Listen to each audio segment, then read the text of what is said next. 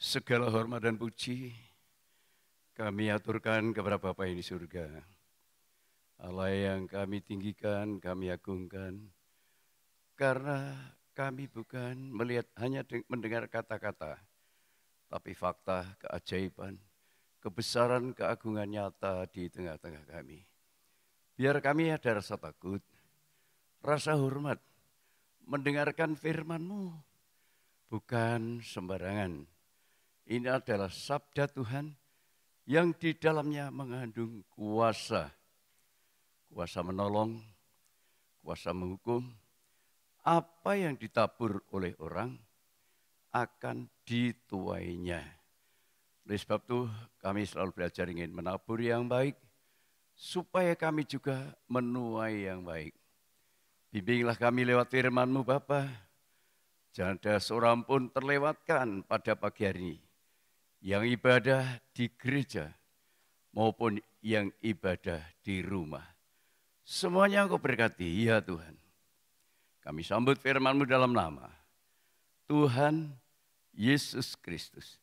Haleluya. Amin.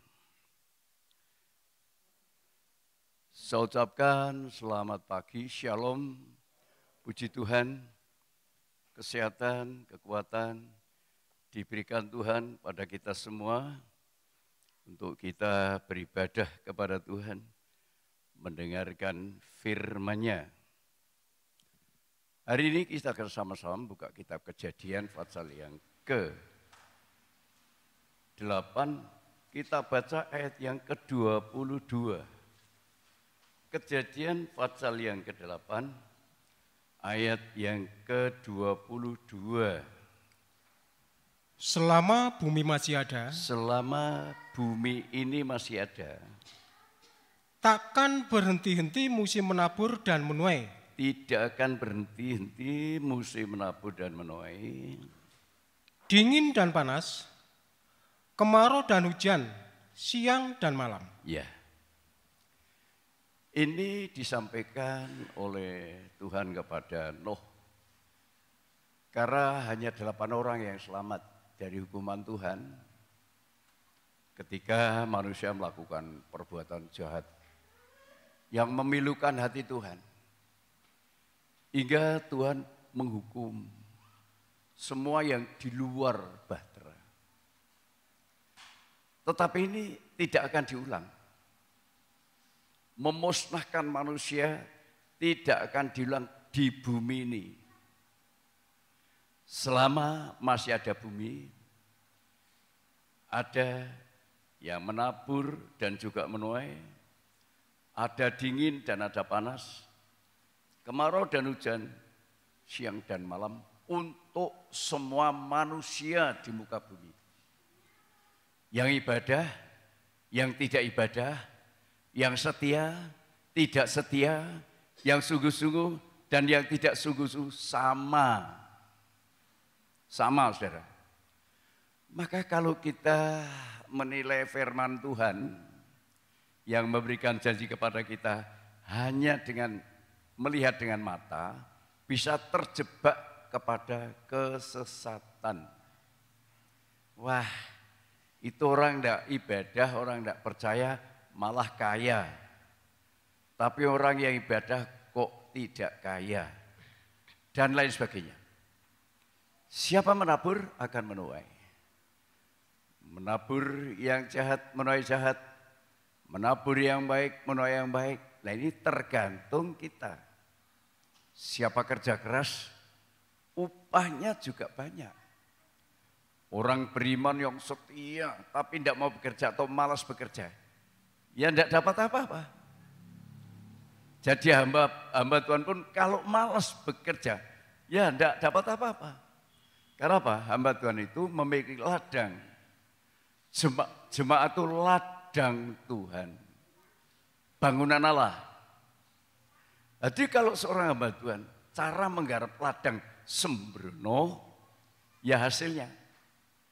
Kalau dibiarkan tanah tetap dangkal, dibiarkan tanah itu tetap menjadi semak duri, tidak ada hasilnya, saudara.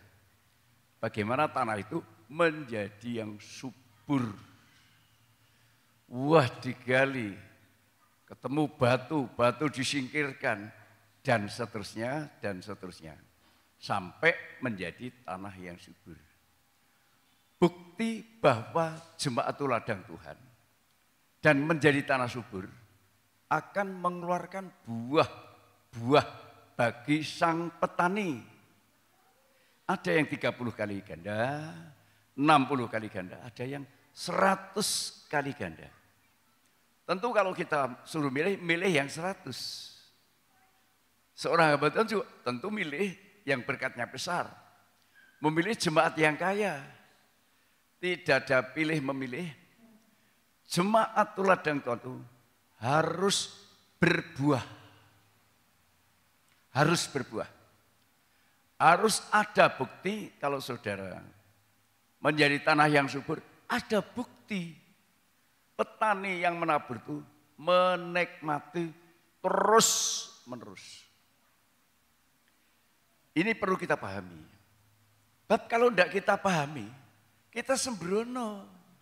Sudah dicangklos, dukur, lalang lagi tumbuh. Sudah digarap, lalang lagi tumbuh. Hingga gandum itu terhimpit. Buahnya sedikit, kadang-kadang berbuah, kadang-kadang tidak. Kadang-kadang melakukan firman, kadang-kadang tidak. Untuk mengeluarkan buah rutin. Untuk mengeluarkan buah rutin. Untuk memberikan buah kepada si penabur, itu harus siap digarap menjadi tanah yang subur. Karena apa? Karena buah itulah yang menentukan masa depan kita. Ketika bumi ini sudah tidak ada, yang menyertai kita tinggal perbuatan baik. Semua jangan kita mudah mencela orang lain. Juga jangan mudah menyanjung orang lain. Manusia bisa berubah, tanah subur bisa dangkal, tanah dangkal bisa subur. Bukti bisa subur, wah ya saudara, kalau tidak lama lagi ada hamba Tuhan mau datang ke sini mungkin berbondong-bondong. Karena melihat buah yang saya tunjukkan kepada MD mungkin. Dia mau belajar kepada sesepuh. Dia seorang sarjana MTH, dosen. Istrinya dokter, saudara. Mau belajar di sini. Sudah WA dengan saya, nunggu waktu Monggo siapa aku ini? Nah ini. Yang perlu kita pahami adalah, kalau kita ikut Tuhan, tidak paham firman Allah, tidak mengerti bagaimana kehendak dan rencana Tuhan. Bumi ini yang ada hujan, ada panas, ada siang, ada malam untuk semua orang yang di luar bahtera. Setelah Nuh, semua manusia diberkati dari hasil bumi.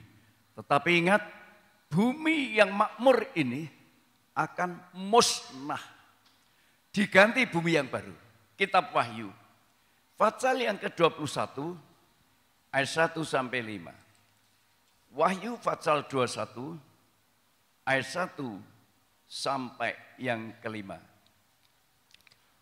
Lalu aku melihat langit yang baru dan bumi yang baru, sebab langit yang pertama dan bumi yang pertama telah berlalu. Langit dan bumi yang pertama telah berlalu. Dan laut pun tidak ada lagi. Laut pun tidak ada lagi. Tidak ada.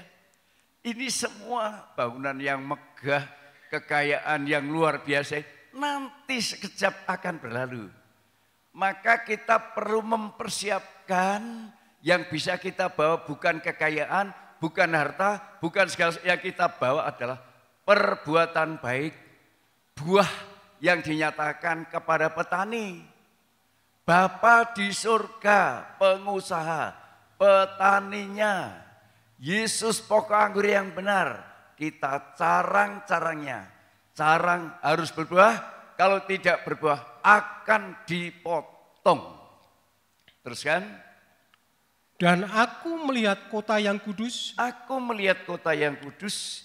Yerusalem yang baru. Yerusalem yang baru. turun dari surga dari Allah yang berhias bagaikan pengantin perempuan. Berhias bagaikan pengantin perempuan. Yang berdandan untuk suaminya. Wah, saudara. Kalau suami melihat istri cantik bagi saya pribadi bangga, saudara. Berhias.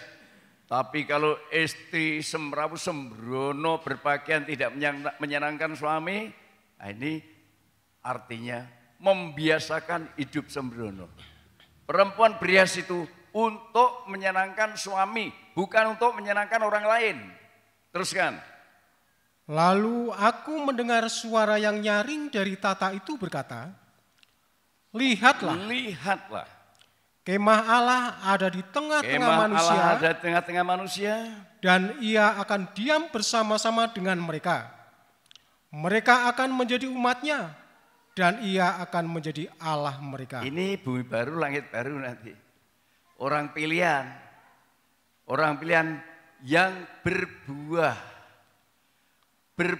perbuatan baik yang tidak jenuh, tidak bosan, bukan sekarang berbuat, besok tidak, besok berbuat, yang akan datang tidak berat. Bukan itu.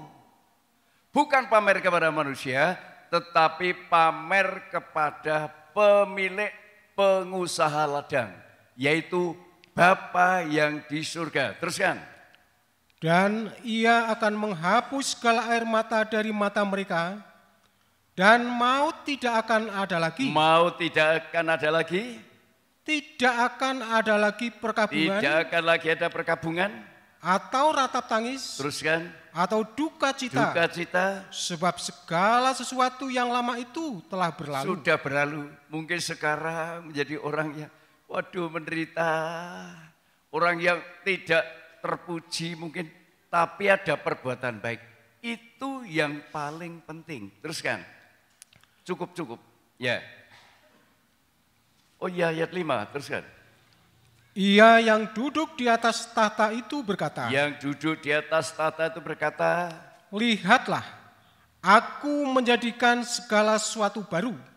Yang di situ harus jadi baru. Tidak boleh mempertahankan karakter lama yang penuh noda dosa. Tidak boleh. Terus? Dan firman-Nya, tuliskanlah, karena segala perkataan ini adalah tepat dan benar. Ini Rasul Yohanes, seorang pencari ikan, seorang yang tidak berpendidikan. Aku berkata kepada beliau yang mau datang ke sini, siapa aku? Aku orang yang tidak berpendidikan. Anda seorang dosen, Anda seorang sarjana. Ya, istri Anda seorang dokter, gereja Anda besar, Jumat banyak. Kenapa? Ya, dibalas bukan itu. Oh, saya melihat fakta, patut aku belajar sama Terima kasih kalau siap sedia membimbing saya, luar biasa. Gerejanya enggak tahu berapa kali sama ini. Besar, luar biasa. Tapi kenapa terjadi seperti itu? Aku kurang paham. Aku kurang tahu kenapa seperti itu. Tentu yang dilihat adalah fakta perbuatan. Fakta perbuatan itu adalah ladang yang berbuah. Boleh saudara kaya raya, boleh saudara memiliki apa-apa. Tapi kalau tidak berbuah, tidak ada fakta untuk kesaksian. Lihat, ketika bangsa Israel menyeberang sungai Yordan dengan tabut yang dilihat orang bukan kayu. Kayu itu sudah dilapis dengan emas. Di dalam dilapis dengan emas. Di luar dilapis dengan emas. Emas itu kesucian Allah. Tapi emas itu juga kekayaan dunia. Kalau bangsa Israel tidak berkorban, tidak terwujud tabut perjanjian itu, dan tidak bisa untuk membendung sungai Yordan yang luar biasa itu. Kenapa? Bukan hanya kayu dan emas, bukan hanya daging diberkati dengan kekayaan luar biasa, tetapi di dalam tabut itu ada firman Tuhan. Ada 2 loh batu yang ditulis oleh tangan Allah. Itulah hukum. Hidup saya dan saudara, kalau mengalami penyalutan emas di dalam kaya perbuatan baik, di luar juga menunjukkan kekayaan Allah yang dihasilkan kalau seorang hamba Tuhan dihasilkan dari persembahan sidang jemaat. Membangun gereja, kita tidak pernah mencari donatur. Hidup saya tidak pernah ngerengek dengan siapapun. Kalau saya kekurangan, berarti saya bekerja yang tidak baik. Kalau saya cukup, berarti saya kerja keras. Itulah yang mereka rasanya mau belajar. Enggak berkata hamba Tuhan yang muda, mau ajak ke sini, mau studi. Bagaimana sejarah kok Kali Putih bisa seperti ini, saudara. Ini ternyata apa yang dikatakan Tuhan pada Abraham. Kalau kamu meninggalkan, orang tua meninggalkan tata cara hidup orang tamu, penyembah berhala, pergi ke suatu tempat yang akan kutunjukkan pada menjadi milik pusaka. Kamu akan diberkati dan jadi berkat. Kamu akan terkenal, akan termasyhur. Bukan mustahil jemaat Kali Putih di desa Kumes ini menjadi terkenal, menjadi termasyhur jikalau saudara itu tanah-tanah yang subur ditaburi menghasilkan 30, 60, 100 kali ganda. Tapi kalau tanah pinggir jalan, tanah berbatu, hanya tumbuh sebentar, berbuat baik sebentar, dan itu layu. Berbuat baik sebentar, layu lagi. Kena teriknya matahari, layu lagi. Akhirnya tidak kuat menerima ajaran keras, mencari pengajaran yang gampang. Hati-hati, kita ini dalam Tuhan sangat menilai, karena Tuhan menyalut emas dari dalam kekayaan Allah, ada di dalam kita, hidup di dalam firman, menuruti firman, itu merupakan satu kekayaan dari Tuhan yang permanen. Langit dan bumi akan lenyap, firman Allah kekal selama-lamanya. Kalau hidup ini berdasar firman Allah, tidak akan lenyap. Luar biasa. Semua diatur oleh Tuhan, tidak diatur oleh manusia. Manusia mudah menghakimi orang lain, tapi sulit menghakimi diri sendiri. Kita perlu waspada supaya kita ini benar-benar hidup di dalam firman. Siapa yang merindukan yang kekal? Apa seperti saya orang kecil nih? Wah saudara, kita orang kecil banyak yang tidak merindukan yang kekal, saudara. Kerinduannya harta, harta, harta, harta, harta. Yang dipikir semua kekayaan, kekayaan, kekayaan. Tetapi ini seorang raja, pilihan Tuhan yang merindukan. Maka yang saya saksikan tadi, saya kagum. Gereja besar, jemaat besar, seorang terpelajar. Luar biasa, kenapa mau belajar? Rindu berpikir tentang kerajaan surga. Seperti apa? Seperti siapa? Seperti Raja Daud. Mazmur 139. Mazmur 139 ayat yang ke-23 dan 24. Selidikilah aku ya Allah. Selidikilah aku ya Allah. Dan kenalah hatiku. Dan kenalah hatiku. Ujilah aku dan kenalah pikiran-pikiranku. Ini seorang raja, penguasa saudara, bukan seperti kita. Hanya petani, buruh tani, dan lain sebagainya. Ini seorang raja, selidikilah aku ya Allah. Kenalah hatiku, ujilah aku dan kenalah pikiran-pikiranku. Lihatlah, lihatlah, apakah jalanku serong, apakah jalanku serong, dan tuntunlah aku di jalan yang kekal. Keren Yohanes Daud, tuntunlah aku ke dalam jalan yang kekal. Kalau hanya sampai kekayaan dunia puas, ini belum sampai kepada yang kekal, saudara. Belum. Masih jauh karena itu akan hilang lenyap. Jalan yang kekalannya, jalan mengikuti firman Tuhan. Saudara boleh kaya. Kalau gereja jemaat tidak kaya, tidak akan terjadi seperti ini. Sarana, fasilitas, semua dihasilkan dari perbuatan baik sidang jemaat.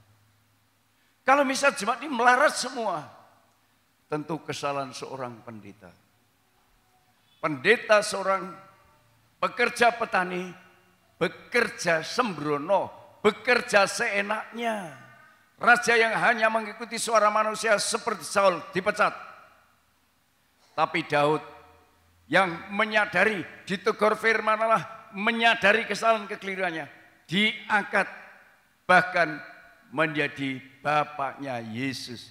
Yesus anak Daud, anak Abraham, itu dalam silsilah. Semua digenapkan di dalam Yesus. Karena terjadinya pembendungan sungai Yordan, ada emas yang di luar dilihat oleh orang banyak, tapi ada emas yang dilihat oleh Tuhan dan diri sendiri. Itu perbuatan kekal, perbuatan baik itu kekal, perbuatan menurut firman itu kekal. Tuntunlah aku di jalan yang kekal. Didiklah aku supaya aku menghormati firman yang kekal setiap saat. Ibadah mungkin ada yang senang, seminggu ibadah, seminggu tidak. Mungkin ada yang senang sekali, saudara. Wah, kesempatan ini. Aku tidak ibadah, mau ke sana kemari. Mungkin ada yang begitu. Hingga ibadah kayak nonton TV, seenaknya. Ya, tapi ada ibadah yang menghormati firman Allah, berpakaian rapi seperti ibadah di gereja. Tapi ada yang mungkin pakai celana pendek. Mungkin ada yang sarungan biasa, mungkin melihat televisi. Itu bukan ibadah menghormati firman. Ibadah semaunya sendiri, itu bukan mengejar yang kekal. Hanya ingin tetap menjadi sidang jemaat, tetapi bukan ibadah yang kekal. Di gereja semua pakai pakaian rapi karena ibadah. Namanya ibadah di rumah, juga ibadah pakai pakaian rapi, melakukan firman Allah. Kalau di gereja ada kolektor, di rumah juga ada kolektor. Bukan seenaknya, saudara. Kalau seenaknya berarti tidak suka dituntun ke jalan yang kekal. Yang kekal adalah Yerusalem baru. Menjadi orang baik, berperilaku yang baik itu adalah bagian mempelai perempuan, menyenangkan, mempelai laki-laki.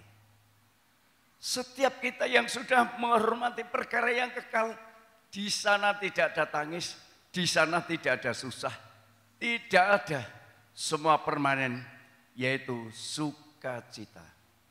Jangan bangga kalau kita baru memperoleh segala sesuatu yang di dunia itu. Orang percaya dan tidak sama. Hujan dan panas sama.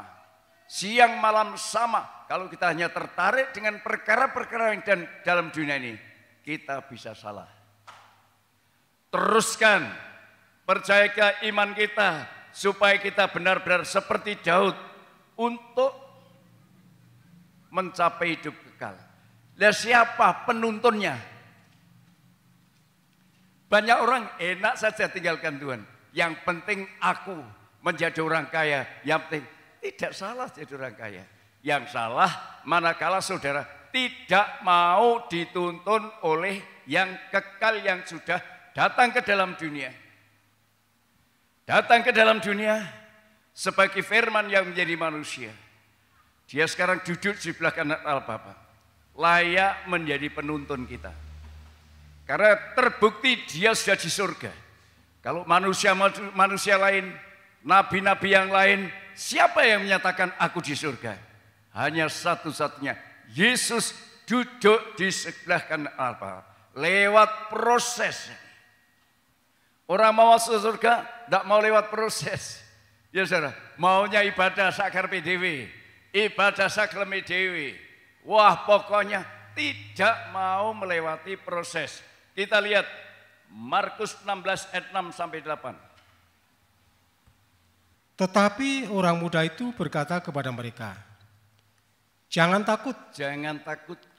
Kamu mencari Yesus orang Nazaret. Kamu mencari Yesus yang di orang Nazaret, yang disalibkan itu. Ya. Ia telah bangkit. Ia tidak ada di sini. Ia tidak ada di kubur." Itu ada saksi. Berbeda kalau yang lain cuma kata orang. Kata orang seringkali lebih dipercaya. Tapi ini kata Tuhan. Dia tidak ada di sini. Yang disebutkan ini anak muda. Teruskan. Lihat. Inilah tempat mereka membaringkan dia. Ya. Tetapi sekarang pergilah. Katakanlah kepada murid-muridnya dan kepada Petrus. Murid-murid Petrus disebut. Seperti Petrus ini orang pilihan Allah ini. Petrus disebut karena Petrus yang memahami firman Allah. Orang yang paham firman Allah melakukan itu ternyata dipahami oleh Tuhan. Saudara harus kenal ini. Tapi orang yang sembrono dengan firman Allah, tidak melakukan firman Allah, aku tidak kenal kamu, hai pembuat kejahatan. Tidak dikenal. Kita tidak bisa main-main ibadah ini. Harus sungguh-sungguh. Firman Allah, Tuhan tidak pernah berdusta. Apa yang dikatakan? Ya dan amin. Teruskan. Ia mendahului kamu ke Galilea. Di sana kamu akan melihat dia. Di sana di Galilea kamu akan melihat dia. Seperti yang sudah dikatakannya kepada kamu. Seperti yang pernah dikatakan. Diulang akan nyata. Perkataan Tuhan itu nyata.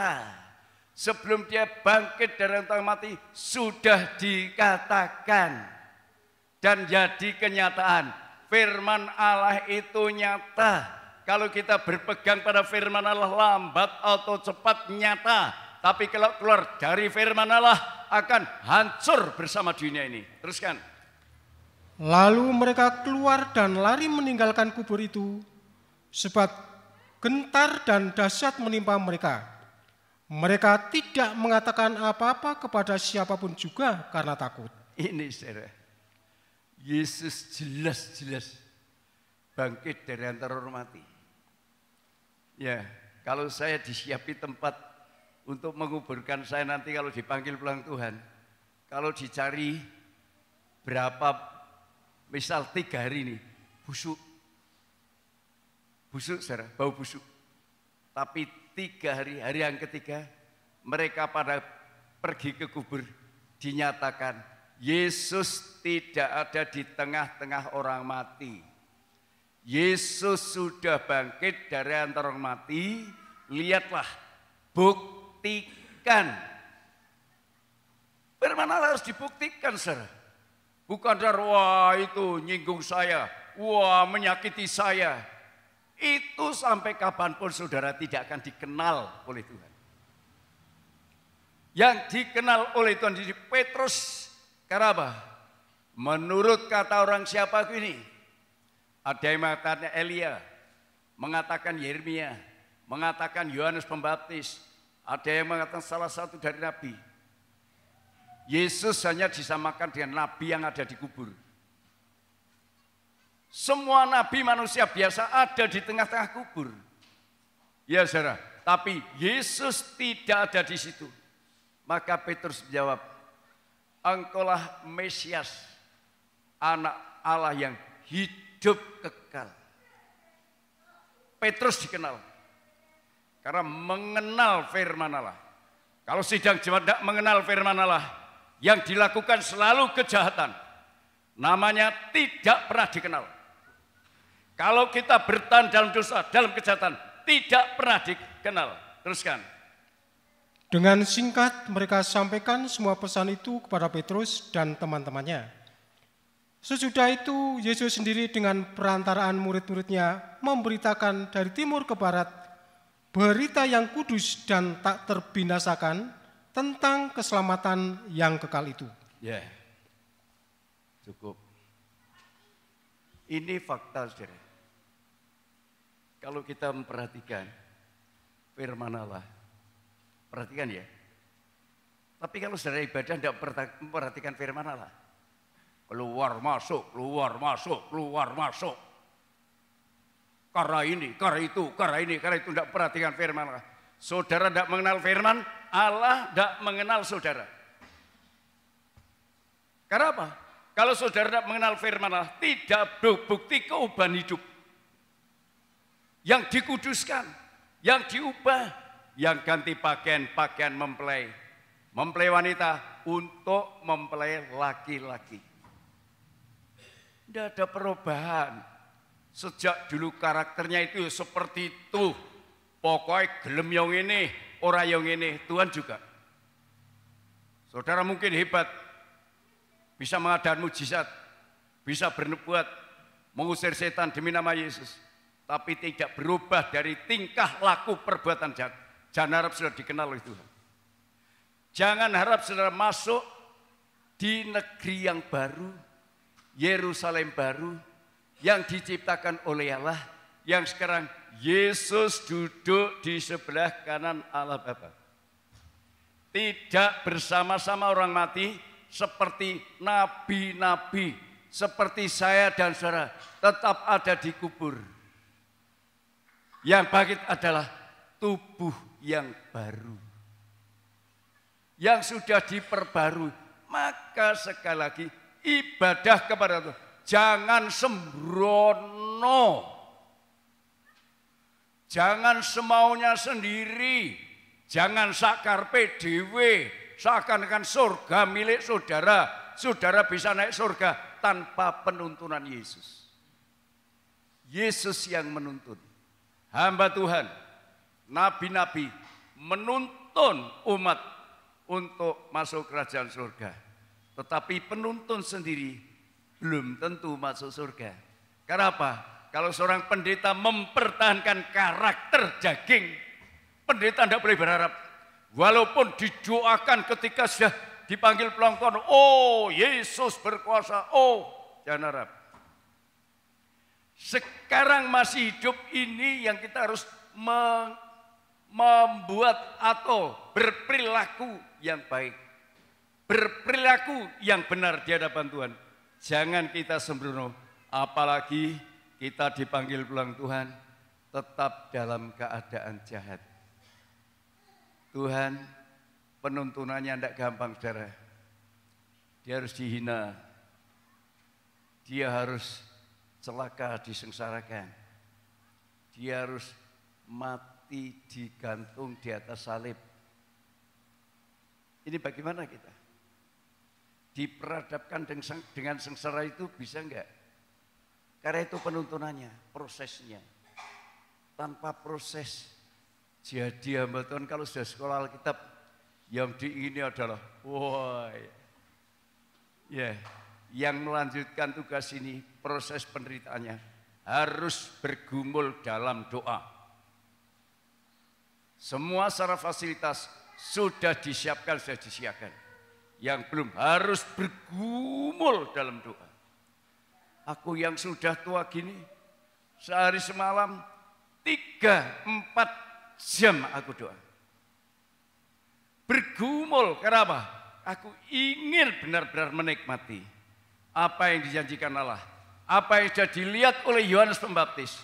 Kalau Musa melihat ke belakang, melihat Tuhan ke belakang, karena ditutupi dengan tandan, Musa melihat ke belakang. Musa menulis 5 kitab Kejadian, Keluaran, Imamat, Bilangan, sampai Ulangan. Tapi Yohanes Pembaptis menulis Injil Yohanes, 1, 2, 3 Yohanes, dan Wahyu.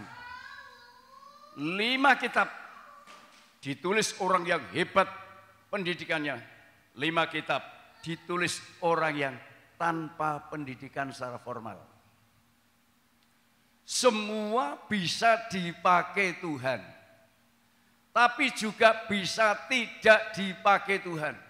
Kesembronoan dampaknya kepada kita yang sembrono. Tapi memperhatikan firman dengan sungguh-sungguh. Ini penting karena memperhatikan yang kekal. Daud sangat memperhatikan yang sungguh-sungguh. Tuntunlah aku kepada jalan yang kekal. Kalau bukan Tuhan yang menuntun, tidak bisa. Bagaimana penuntunannya ini? Lewat proses. Tidak kalau sudah jadi orang Kristen. Wah jadi WL, wah jadi singer, jadi pemain musik. Wah aku sudah hebat, bisa berbuat apa saja. Jangan berpikir seperti itu. Jangan seakan-akan mudah jalan itu. Tidak bisa. Ya kita lihat Kolose. Pasal 3 ayat 1 sampai 3. Kolose pasal 3 ayat 1 sampai yang ketiga. Karena itu, kalau kamu dibangkitkan bersama dengan Kristus, dibangkitkan bersama Kristus berarti mengalami kematian seperti Yesus. Terus kan? Carilah perkara yang di atas. Carilah perkara yang di atas. Di mana Kristus ada, duduk di sebelah kanan Allah. Ini jelas sekali. Kalau saya dan saudara dituntun kepada hidup yang kekal, pikiran kita ke atas kepada Kristus yang duduk di sebelah kanan Allah. Pikirkanlah perkara yang di atas. Pikirkanlah perkara yang di atas. Bukan yang di bumi. Bukan yang di bumi. Sebab kamu telah mati. Kamu telah mati. Dan hidupmu tersembunyi bersama dengan Kristus di dalam Allah. Ya. Tidak mungkin kita bisa berpikir perkara yang di atas kalau tidak lewat proses. Tidak mungkin. Berapa lama saudara ikut Tuhan yang dipikirkan hanya dunia. Kalau sudah kenyang, kalau sudah kaya, ibadah seenaknya, semaunya, saya bisa berbuat apa saja. Hanya itu. Tapi kalau kita berpikiran Kristus sampai proses, puji Tuhan aku kaya. Puji Tuhan aku punya kedudukan. Seperti Daniel. Seperti Sadrah Mesah Abednego. Seperti Yusuf. Dia ada orang kedua di Mesir. Puji Tuhan. Punya pendirian firman Allah yang tidak ditaklukkan oleh bangsa lain. Daniel.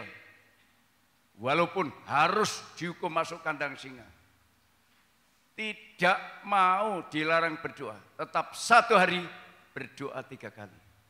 Sadrah Mesah Abednego harus mengikuti maunya mereka, harus menyembah patung, tidak bisa. Hanya satu yang saya sembah adalah Tuhan. Kamu akan dimasukkan api pengumuman. Tidak apa-apa, dimasukkan api, tidak terbakar. Dimasukkan kandang singa, tidak ditelan oleh singa. Contoh konkret orang yang berprinsip kepada firman Allah. Contoh konkret orang yang pelin-pelan. Ya, kata orang begini ikut, kata orang begini ikut, menyembah ini ikut, menyembah itu ikut, tidak punya pendirian. Ini jelas sekali, Kristus membimbing saya untuk ke surga lewat proses kematian dan kebangkitan, mengubah pikiran yang kita pikirkan perkara yang di atas. Aku sudah merasa sampai ke sana. Yang tak pikirkan perkara hidup kekal, yang tak pikirkan perkara yang di atas. Kalau diberkati, ingin jadi berkat. Bukan pendeta memperkaya diri, tapi ingin jadi berkat, ingin jadi saksinya Tuhan. Kalau saya tidak diberkati, berarti aku salah cara aku bekerja. Tapi kalau diberkati, itu janji Tuhan. Menjadikan jemaat itu tanah subur, supaya berbuah. Bukan dibiarkan jemaat itu tanah dangkal. Ada salah tidak berani negor, ada kesalahan, ada kekeliruan tidak berani menegur. Harus ditegur. Orang yang tidak berani menegur, hamba Tuhan kerjanya salah. Orang yang tidak mau ditegur, tidak bisa berubah, tidak bisa masuk surga. Sudah harus tegas. Ini firman Allah, bukan pekerjaan manusia. Ini pekerjaan Tuhan, bukan pekerjaan manusia.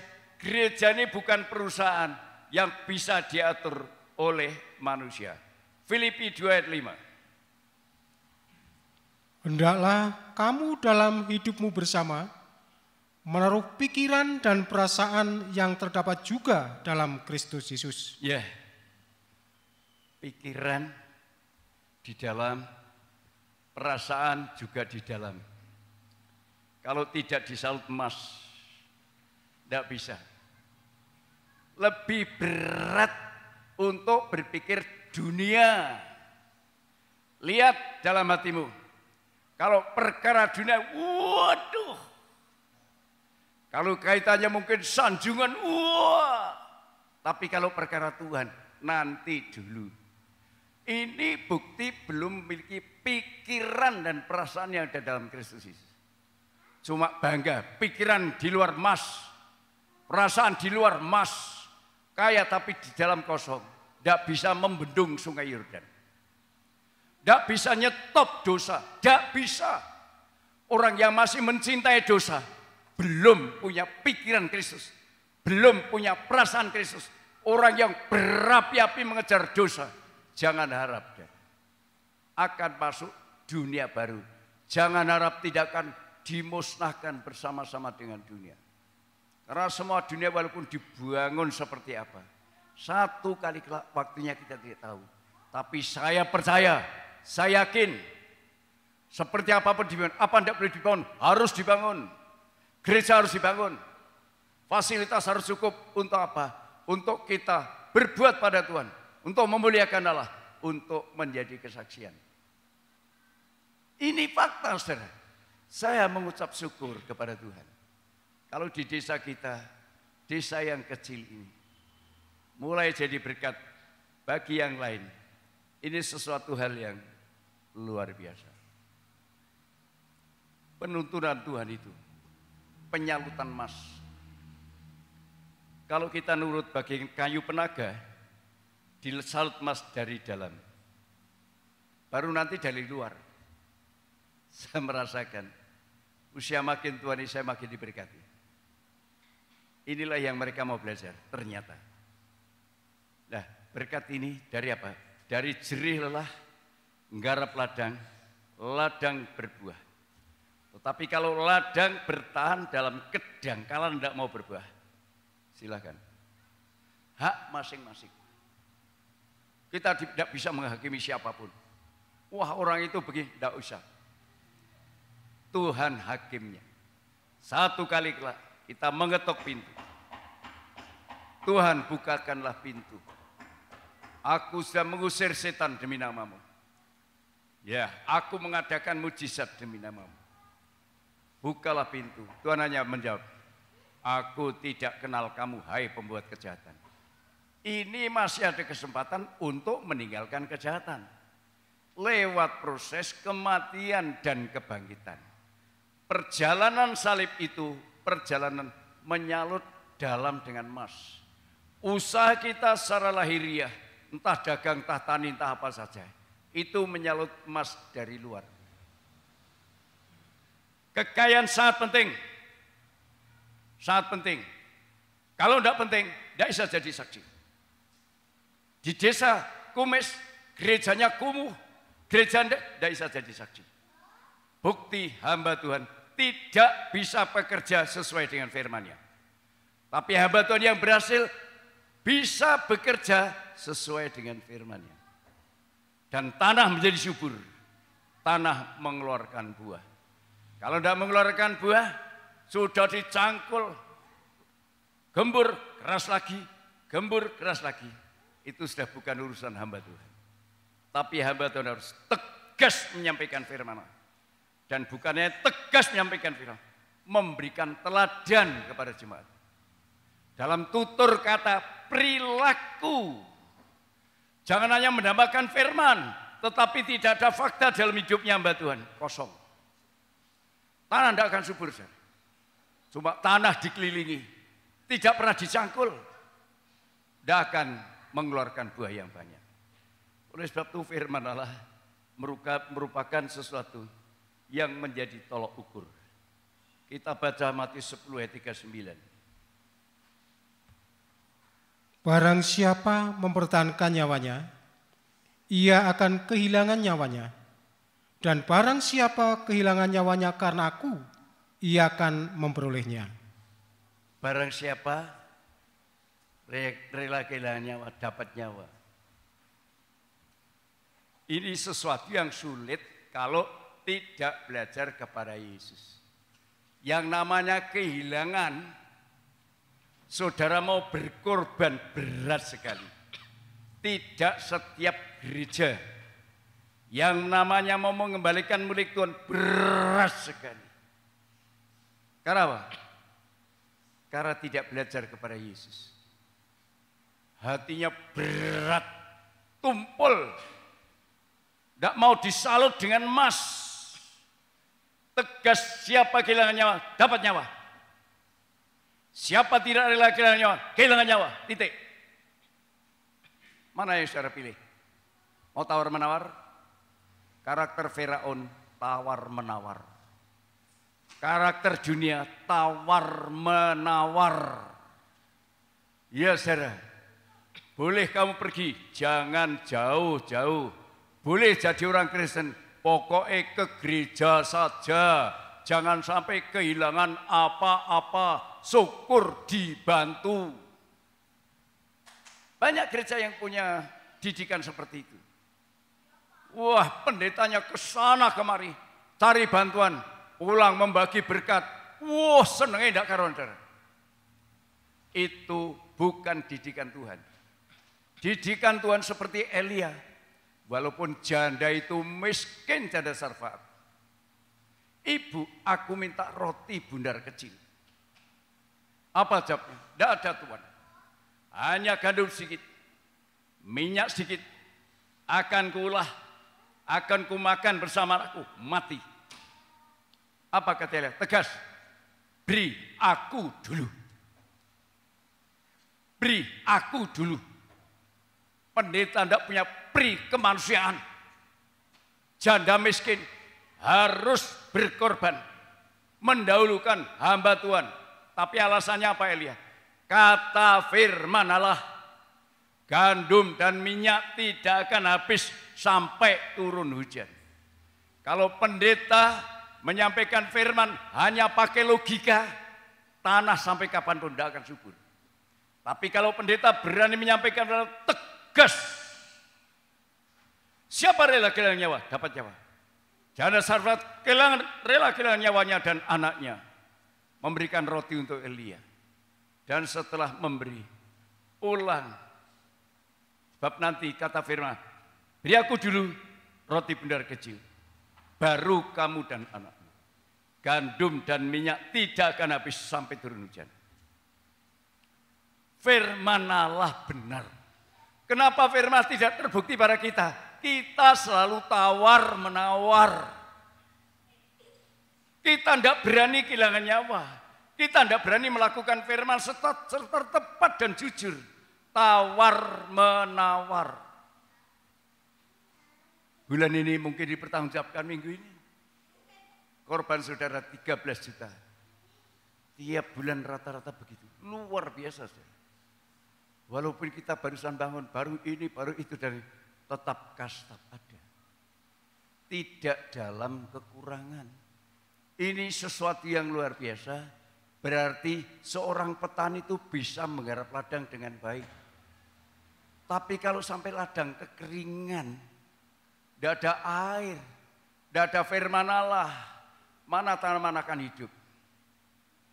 Ini sesuatu yang kami mengucapkan syukur. Kami berdoa sering menangis. Mengucapkan syukur, siapa aku ini Tuhan. Kenapa bisa jadi seperti ini? Karena Tuhan. Aku diyakinkan Tuhan tidak bisa ditaklukkan oleh siapa-siapa, termasuk corona. Tidak akan bisa menaklukkan Tuhan. Tadinya aku kekhawatiran. Orang beritanya harus ini, harus itu, dan lain sebagainya. Wah, penularan luar biasa. Dan kenyataannya dokter 139 meninggal.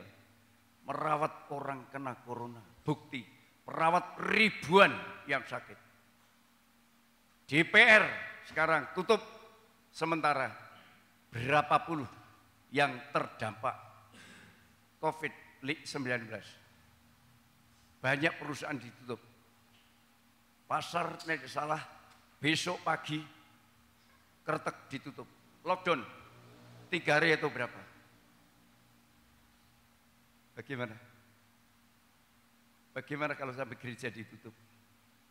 Saya berdoa, tolong jangan ada satu pun terdampak virus corona. Tuhan berkuasa, yang di Ngatirjo, yang di Kretek, Sapuran, Wonosobo Kota, Wonosobo Pinggiran, Dieng, yang di Singkir, Kaliadang, Selomerto, Banjarnegara, Kaliwiro, Pinongsari, Jelegong, Banjaran, Diwek, Kaliputih, Balikambang, Kuan, tidak lupa sama sekali. Ini saya tidak pernah lupa mendoakan jemaat. Siapapun, kami doakan. Kalau sudah saya sebutkan satu persatu, 1/4 jam. Doa khusus menyebut satu persatu 1/4 jam, saudara. Itu luar biasa kemurahan dan kekuatan Tuhan. Sekarang Diwek baru tak larang. Tapi tolong Pak Timotius nanti kalau sudah 14 hari, beritahu kalau mereka sehat boleh ibadah. Tapi yang belum sehat sakit apapun, jangan ibadah dulu. Ya, kalau ibadah belum terlalu sehat, di luar. Tidak boleh di dalam. Itu protokol kesehatan. Ini supaya saudara tahu. Jadi Lydia CS, Toki CS bukan selamanya. Karena masih ada lagi diperiksa Pamong dan lain sebagainya. Kalau Pamong itu kena, mungkin tutup kantor. Semua akan di swab. Seluruh Pamong. Kita doakan. Tolong Tuhan, Kaliputih. Jangan sampai gerejamu kena dampak. Orang yang masuk gereja ini, Pak Corona, sudah diterbangkan keluar. Maka aku, dengan cucuku, dengan anakku, aku yakin. Tadi malam cucuku, di koloni papai, luar biasa.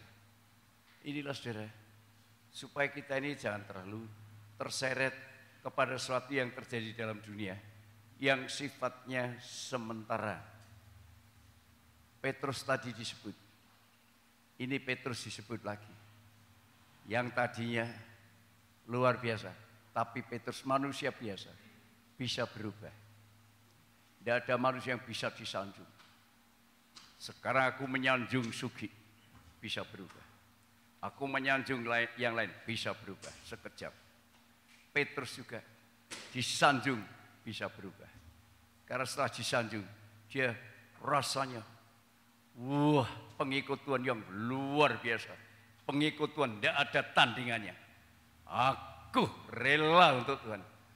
Aku rela mati.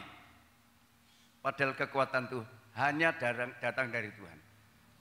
Kekuatan adalah kasih karunia. Kita baca Matius 26 ayat 33 sampai 35. Matius 26 ayat 33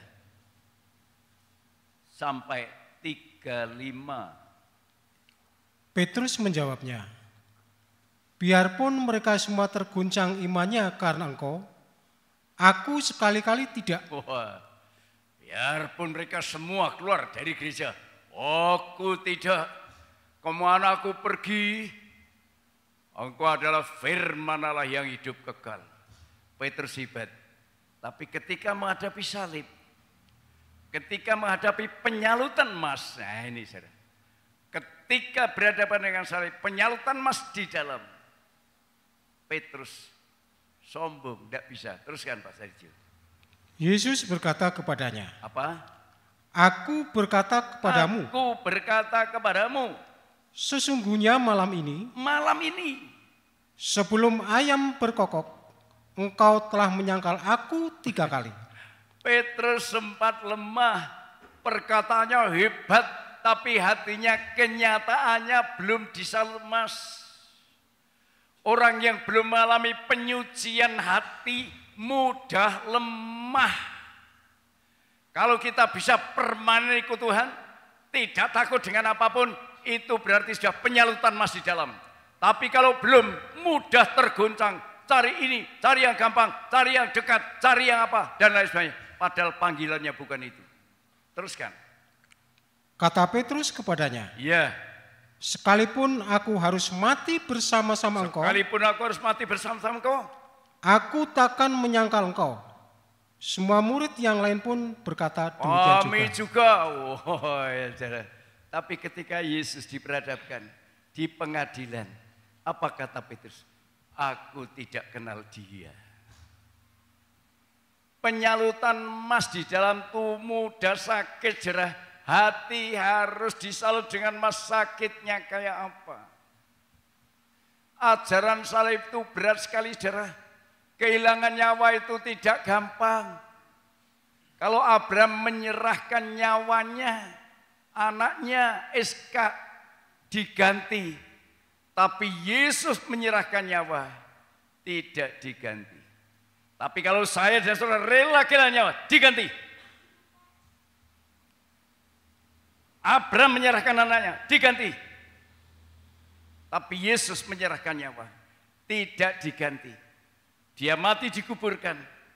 Hari ketika dia bangkit naik ke surga, sekarang duduk di sebelah kanan Allah. Karena Yesus tidak punya karakter daging. Tapi Petrus tetap punya karakter daging. Bisa berubah. Sekarang bersaksi hebat, besok bisa berubah. Sekalipun, sesungguhnya malah, kata Petrus padanya, sekalipun aku harus mati bersama-sama engkau, aku takkan menyangkal engkau. Semua murid yang lain pun juga berkata, setelah ayam berkokok, kuku kuruk. Petrus sudah menyangkal. 3 kali. Petrus sadar. Yang bisa menyadarkan saya dan saudara hanya firman. Bukan nasihat pendeta. Maka ini didikan kepada jemaat. Lewat ibadah di rumah. Lewat tidak besuk. Didikan saudara bisa dewasa rohnya atau tidak. Kalau enggak, kalau hamba Tuhan tidak besuk, saudara sudah marah. Menganggap ini apa, dan lain sebagainya. Tetapi kalau sudah bisa menerima apa saja, itu didikan Tuhan. Berarti saudara mulai dewasa. Aku tidak besuk kepada siapapun. Saudara. Ya, si A, si B, si C, tidak saya bedakan. Kalau ada doa di rumah, kalau ada ibadah di rumah, ada doa dari rumah. Khasiatnya sama. Yang menyembuhkan Tuhan, bukan pendeta. Ini didikan. Kalau saudara dan saya tidak boleh jabatan tangan, tidak boleh sentuhan. Artinya kita harus menolak dosa. Tidak boleh menyentuh saya dan menyentuh saudara. Ini sesuatu, sekarang teguran firman Allah kepada Petrus. Sebelum ayam berkokok, kamu menyangkal aku 3 kali. Dia sadar mendengar firman Allah. Orang yang sadar mendengar firman Allah, tidak sembrono, tidak pelecehan terhadap firman Allah. Itu namanya orang yang dikasih Tuhan. Tapi kalau mendengar teguran firman masih mengeraskan hati, berarti di dalam belum disalut emas. Maka pikirannya dunia. Tapi kalau sudah disalut emas, pikirkanlah perkara yang di atas, bukan yang di bumi. Perjalanannya bergerak maju, bukan mundur. Makin tua, makin dewasa rohani. Makin tua seperti saya tidak bertahan. Kalau aku sudah punya fasilitas yang hebat, masih diteruskan. Untuk berpikir perkara yang rohani. Untuk apa itu dunia? Dunia, emas kekayaan dunia. Untuk menyalut emas dari luar. Jadi saksi. Kalau kita jadi saksi, sungai Yordan terbendung. Dosa dunia yang begitu hebat dahsyatnya akan terbendung. Tetapi kalau di dalam dan di luar harus emas. Sakit sudah. Siapa rela kehilangan nyawa akan dapat nyawa. Tapi Petrus sempat menyangkal. Walaupun hebat, masih ada karakter daging. Walaupun hebat, tapi sadar ditegur oleh firman Allah. Dia akhirnya jadi gembala. Dipercaya menjadi gembala sidang. Gembala sidang itu bukan mencari kekayaan. Gembala sidang itu bukan mencari sesuatu yang ada dalam dunia. Tapi perlu yang di dunia. Bagaimana saya bersaksi kalau saya melarat. Bagaimana saya menceritakan hebat Allah kalau saya melarat. Semua akan tertawa. Tapi kalau aku diberkati, menunjukkan berkat, mereka akan melihat, oh benar, yang terakhir Wahyu. Pasal yang ketiga 19. Wahyu pasal 3, ayat yang ke-19. Barang siapa kukasihi, barang siapa kukasihi, ia kutegur dan kuajar. Tegur dan kuhajar. Ini disalut Mas. Di dalam orang yang sudah ditegur dan dihajar. Bisa enggak? Atau wah wah ini, wah itu. Terus? Sebab itu relakanlah hatimu dan bertobatlah. Dan bertobatlah, pasrah. Monggo Tuhan. Walaupun sakit di dalam itu. Bisa menahan. Tapi kalau karakter daging, manusia hanya disenangkan, mau disenangkan lahir, mau disenangkan lahir. Di dalam kotor, tidak bisa. Tidak ada tempat di kerajaan surga. Kristen seperti itu tidak bisa mengasihi Tuhan sebulat hati. Kata Samuel kepada bangsa Israel, ketika tabut direbut di Kiriat Yearim, saudara, kalau kamu mau berbalik dari dosa, beribadah kepada segenap hati, aku akan berdoa. Penderitaan selama 20 tahun bisa hilang. Semua saya dan saudara dipersiapkan untuk bahagia. Tetapi syaratnya mau ditegur, mau diajar. Rela hati. Hingga kita bisa mengasihi Tuhan. Dengan sungguh tanpa pamrih apa-apa. Kecuali hanya mewujudkan buah yang baik. Ketika Tuhan datang, kita tidak perlu ketok pintu. Pintu sudah dibuka bagi orang yang suci. Tapi bagi orang yang tidak suci ketok pintu, tidak dibuka oleh Tuhan. Mari pemain musik mengasihi lebih sungguh.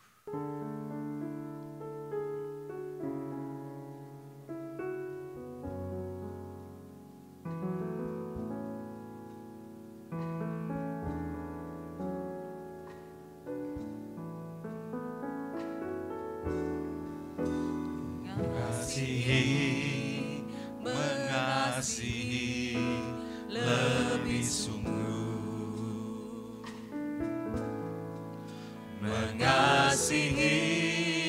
mengasihi lebih sungguh. Tuhan lebih dulu mengasihi kepadaku. Mengasihi lebih sungguh. Oh, luar biasa. Mengasihi sebelum disambut Mas dari dalam, sulit mengasihi Tuhan. Lebih sungguh. Kalau mengasihi hanya kuantitas munafik, mengasihi akan mudah berubah seperti Petrus. Lebih sungguh. Tapi setelah ditegur firman Allah dan sadar, baru Petrus dipercaya menjadi gembala sidang, gembala domba-dombanya. Kalau saudara bisa mengasihi Tuhan dengan sungguh-sungguh, itu bukti salutan Mas dari dalam. Sakit memang saudara, pedih memang, tapi kalau tidak mau, wah ini saudara, semua berdalih, semua beralasan, menolak dan lain sebagainya. Jangan harap, jangan harap.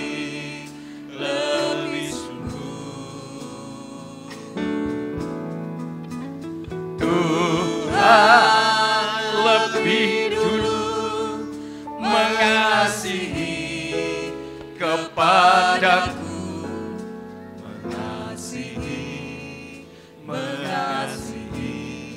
Ayo, mengasihi Dia dengan sungguh-sungguh. Kita bangkit berdiri.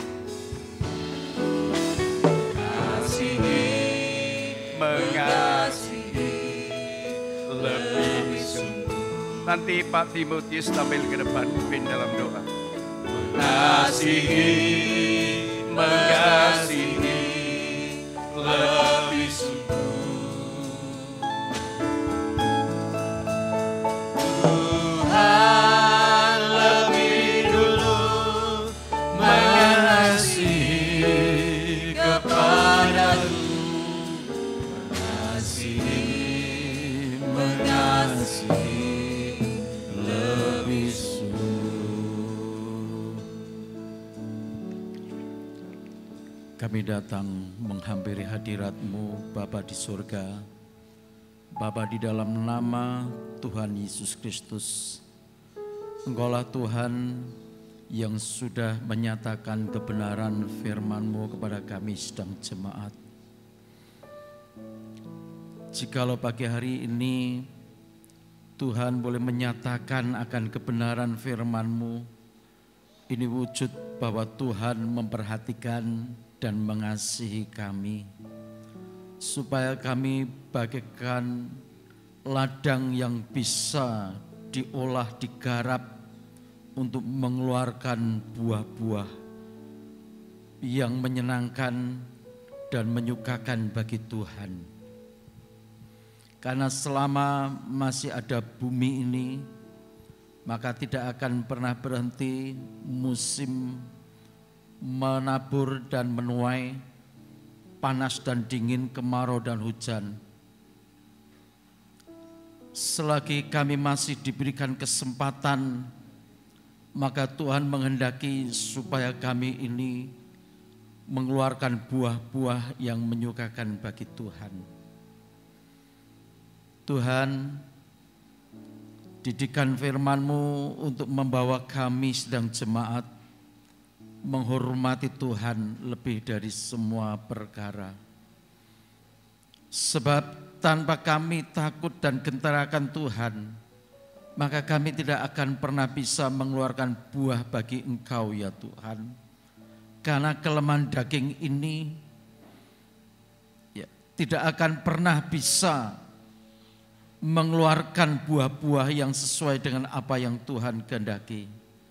Tetapi jikalau kami menuruti akan kebenaran firman-Mu, kami percaya bahwa Tuhan mengasihi kami dan supaya kami akan memiliki kehidupan yang kekal. Karena tujuan kehidupan kami, kekristenan kami adalah kepada kekekalan, di mana langit baru dan bumi yang baru itu yang Tuhan sediakan bagi orang yang mengasihi Tuhan, orang yang benar-benar menuruti perintah Tuhan.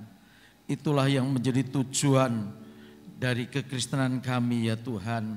Itulah sebabnya kami harus merelakan dirinya untuk terus dididik lewat teguran bahkan hajaran Tuhan, supaya kami bertobat, supaya kami sadar dan kami boleh mewarisi akan kekekalan itu. Tidak ada sesuatu yang bisa kami pertahankan Tuhan dari kehidupan kami yang lama, tetapi kami harus merelakan diri untuk memasuki dalam kehidupan yang baru bersama-sama dengan Tuhan. Seperti Petrus, walaupun Petrus memiliki komitmen yang kuat, tetapi Tuhan tahu apa yang ada di dalam lubuk hatinya. Bukan perkataan Petrus yang benar, tetapi perkataan Tuhan Yesus yang benar.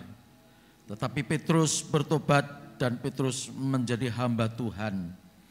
Demikian juga setiap kami Tuhan, tanpa kekuatan yang daripada Tuhan, kami tidak akan pernah bisa mengikuti Tuhan. Walaupun komitmen kami mau iring Tuhan, mau sungguh-sungguh kepada Tuhan, tetapi ternyata hanya kekuatan yang daripada Tuhan dan kuasa Roh Kudus yang memberikan kekuatan kemampuan kami untuk kami bisa mengikuti perjalanan Tuhan. Terima kasih Tuhan, lewat kebenaran firman-Mu, Ajarkan kami senantiasa untuk mengikuti apa yang menjadi mau-Mu ya Tuhan. Inilah doa sembah kami, hanya di dalam nama Tuhan Yesus Kristus kami berdoa. Amin. Silakan duduk. Pelayan perjamuan tampil ke depan.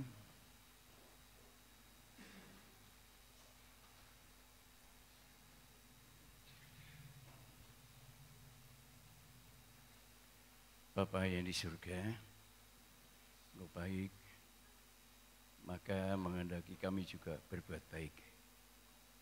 Kalau Engkau baik, kami tetap jahat, berarti tidak bisa mewarisi negeri yang baru, Yerusalem baru, berjumpa dengan mempelai laki-laki surga yang kami harus berhiaskan pakaian mempelai perempuan.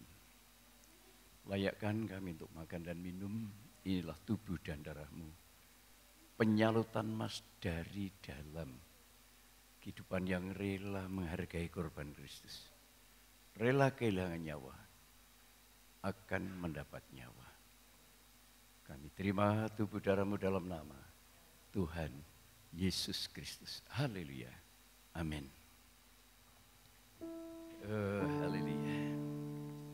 Saya rasanya makin tua ini makin dekat dengan Tuhan. Bersyukur seorang yang mendapat belas kasihan Allah yang saya hormati. Mengasihi, mengasihi lebih sungguh. Mengasihi, mengasihi lebih sungguh.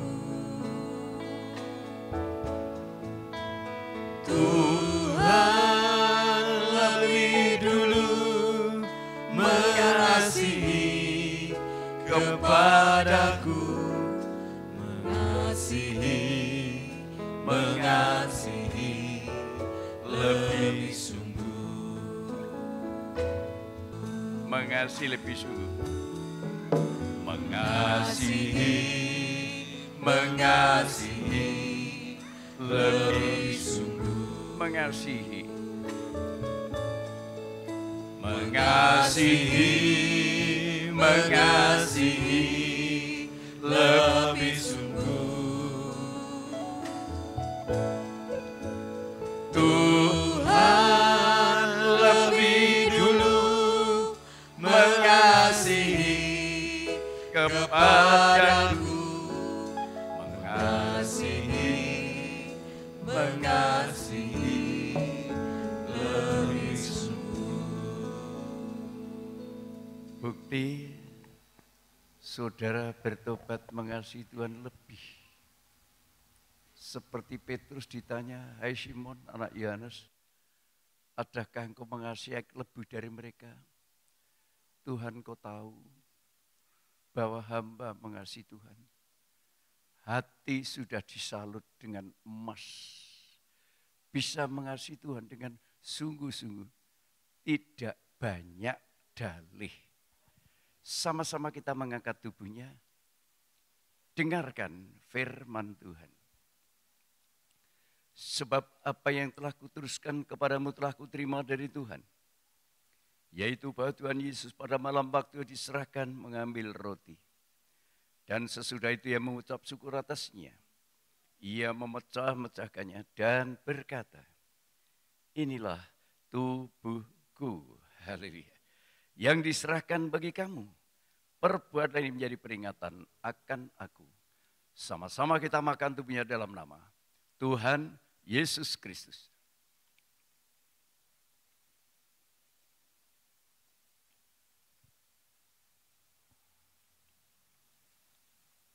Kita mengangkat cawan. Demikian juga yang mengambil cawan sudah makan lalu berkata, "Cawan ini adalah perjanjian baru yang dimeteraikan oleh darahku. Perbuatlah ini setiap kali kamu minumnya menjadi peringatan akan aku. Sebab setiap kali kamu makan roti ini dan minum cawan ini, kamu memberitakan kematian Tuhan sampai ia datang." Kita minum bersama-sama dalam nama Tuhan Yesus Kristus.